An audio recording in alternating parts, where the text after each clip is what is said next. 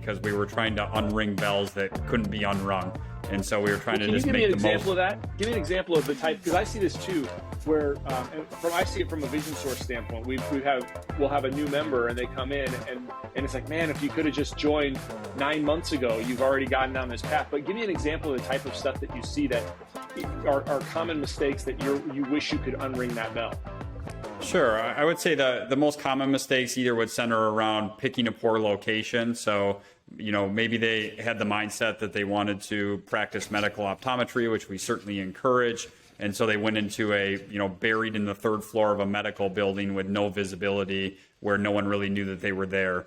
Or a lot of times on the financing side, they may have a local lender that they're working with or have an individual that they first get connected to that offers them financing terms that they sort of just take what they can get without actually stepping back and first defining exactly what they need and what the total project is going to cost. And so they might have a lender who just gives them straight terms on a $150,000 loan, and suddenly they realize, oh my gosh, this isn't nearly enough for me to get the project done. Repayment is already starting. I'm not even open for business. And then on that same accord, on the financing side, many of them like to just run wild on the equipment side of things and spend, and they basically try to build their 10-year practice in day one, and there is no ROI on some of those pieces of equipment if you don't have patient volume and don't have the right types of patients or haven't educated the patients on the value of those services. And so those are the things that tend to stack up against them. And so they would come to us and say, effectively, I'm in trouble. What do I do? And interestingly enough, Bob and I had become good friends at the time, and we would see each other most often at Bears tailgates. Bob was always hosting tailgates, and so there was always a group of ICO students there and new grads and optometrists, and so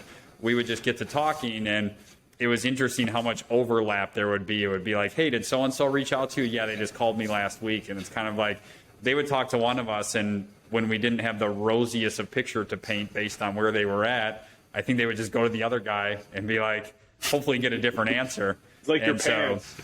Yeah, exactly, right? What did Bob say? What did Bob say? What did you ask him? If you don't get the answer you want, ask your mother, And so we kind of sat down and we said, listen, if we're really going to help these people, we need to get in before these decisions are made so that we can help them avoid, some of the pitfalls we made ourselves, and certainly help them avoid a lot of the pitfalls that we've been able to learn over time through ownership of our own multiple cold starts. And, now at this point, having cold started, opened and in process of well over 250 practices, we certainly have learned where the missteps happen, where the landmines live, and are able to kind of help guide them around those accordingly.